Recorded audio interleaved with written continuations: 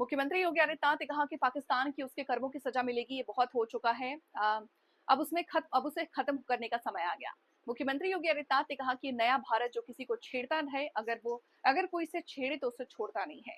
जब हनुमान जी लंका में रावण के सामने पेश किए गए थे तो रावण ने उनसे यही पूछा कि तुमने मेरे बेटे को क्यों मारा। तब हनुमान जी ने जवाब दिया था कि मैंने नहीं मारा, मैंने तो बस जवाब दिया और वो मर गया।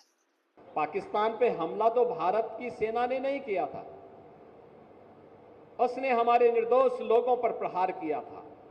धर्म पूछ करके गोली मारी थी, 3 वर्ष तक के बच्चे को गोली मारी थी। कानपुर के शुभम द्विवेदी को मात्र 2 महीने पहले शादी हुई थी उस युवा की, उसकी पत्नी के सामने गोली मार दी गई। 26 ऐसे लोगों को निर्मम हत्या कर दी गई और उसके बाद 24 के बदले 124 लोग भारत के बहादुर जवानों के, भारत के तीनों सेनाओं के द्वारा संयुक्त रूप से की गई कार्रवाई में इतने 124 से अधिक आतंकवादी मारे जा रहे हैं। तो गलती भारत की नहीं, पाकिस्तान के उन लोगों की है जो लोग पाकिस्तान में बैठ करके आतंकवादियों को प्रश्रय दे रहे हैं, आतंकवाद को पनपा रहे हैं। और ये आतंकवाद मैं विश्वास के साथ कहता हूं, ये पाकिस्तान को ही ले डूबेगा एक दिन। अब ज्यादा दिन नहीं रहे पाकिस्तान के पास। वैसे भी हमारे एक पूज्य संत ने घोषणा की थी कि पाकिस्तान तो ये भविष्यवाणी है, पाकिस्तान का आध्यात्मिक जगत में कोई अस्तित्व नहीं है। और याद रखना, जिसका अपना वास्तविक अस्तित्व न हो तो वह कृत्रिम होता है, और कृत्रिम कोई भी चीज होगी उसकी एक निश्चित लाइफ होगी, उससे ज्यादा नहीं। 75 वर्ष बहुत जी लिया पाकिस्तान, अब उसका समय आ गया है, वो अपने ही कृत्यों से अब अपनी सजा पा रहा है। लेकिन आज भारत के बहादुर जवान जिस मजबूती के साथ पाकिस्तान को उसका जवाब दे रहे हैं, हर भारतवासी को अपनी सेना की यूनिफॉर्म पर, रक्षा बलों के अपने बलों पर के जवानों पर गौरव की अनुभूति करनी चाहिए।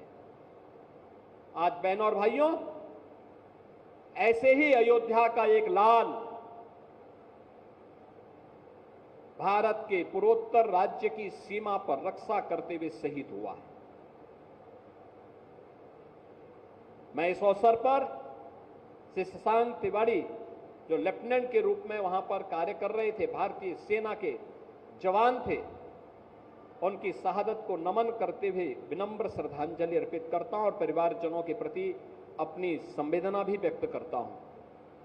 हमारी सरकार ने तय किया कि हमारी सेना हो या अर्धसेना, देश की सुरक्षा के लिए या आंतरिक सुरक्षा के लिए जो भी जवान शहीद होगा, सेना अर्धसेना बल के लोग तो उस परिवार को सहयोग करेंगे ही, हम राज्य सरकार की तरफ से भी उस परिवार को 50 लाख रुपए की नगद सहायता देते हैं। परिवार के एक सदस्य को सरकारी नौकरी भी देते हैं और साथ साथ उस जवान की स्मृति को बनाए रखने के लिए स्मारक का निर्माण भी हम लोग करते हैं। याद करिए, 2014 के पहले, 2017 के पहले अयोध्या के, हनुमानगढ़ी के या देश भर के संत जब इधर उधर कहीं जाते थे, यात्रा के दौरान कितनी कठिनाई होती थी, कितनी परेशानी होती थी। लोग आदर के भाव से नहीं देखते थे, लोगों के मन में सरदार सम्मान का भाव नहीं दिखता था। जो परिचित थे वे भले ही सम्मान दे दे, लेकिन कोई अपरिचित सम्मान नहीं देता था।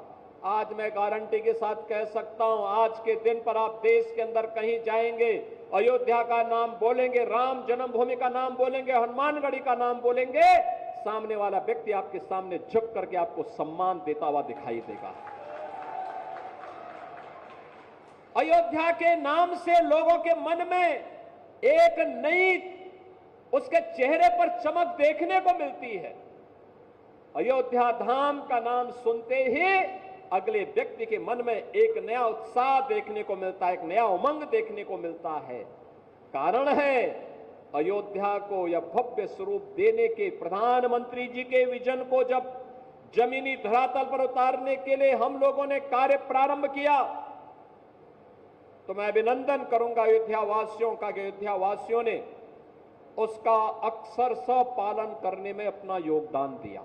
बहनों और भाइयों, हमें इस बात को याद रखना होगा कि सनातन धर्म के कारण ही हमारा वजूद है, हमारा अस्तित्व है। हम सब कुछ स्वीकार करेंगे, लेकिन अपने देश और अपने धर्म के खिलाफ कुछ भी स्वीकार नहीं करेंगे। यह हमारा संकल्प होना चाहिए। श्री राम जन्मभूमि, श्री हनुमानगढ़ी, हमारे पूज्य संतों के आश्रम, हमारे मठ मंदिर, हमारे पूज्य संतजन इस सनातन धर्म के स्तंभ हैं, सनातन धर्म के आधार हैं। इनका सम्मान होना चाहिए। इनकी गरिमा और इनके गौरव के विरुद्ध कोई भी आचरण स्वीकार्य नहीं होना चाहिए। और इसीलिए डबल इंजन की भारतीय जनता पार्टी की सरकार पूरे देश के अंदर विकास को विरासत के साथ जोड़ करके कार्य कर रही है।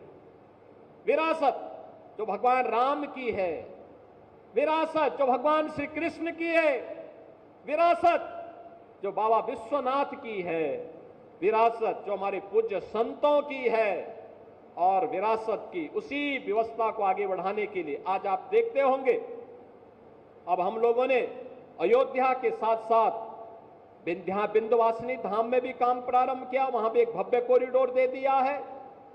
प्रयागराज में भव्य और दिव्य कुंभ आपने देखा होगा, कितना भव्य और दिव्य कुंभ हुआ था। सनातन धर्म का आयोजन इतनी भव्यता के साथ होगा और दुनिया की कोई माई का लाल उस आयोजन में विघ्न बाधा नहीं डाल पाएगी। यह भी हमारा संकल्प था। पूज्य संतों के आशीर्वाद से कार्यक्रम पूरी भव्यता के साथ आयोजन संपन्न हुआ।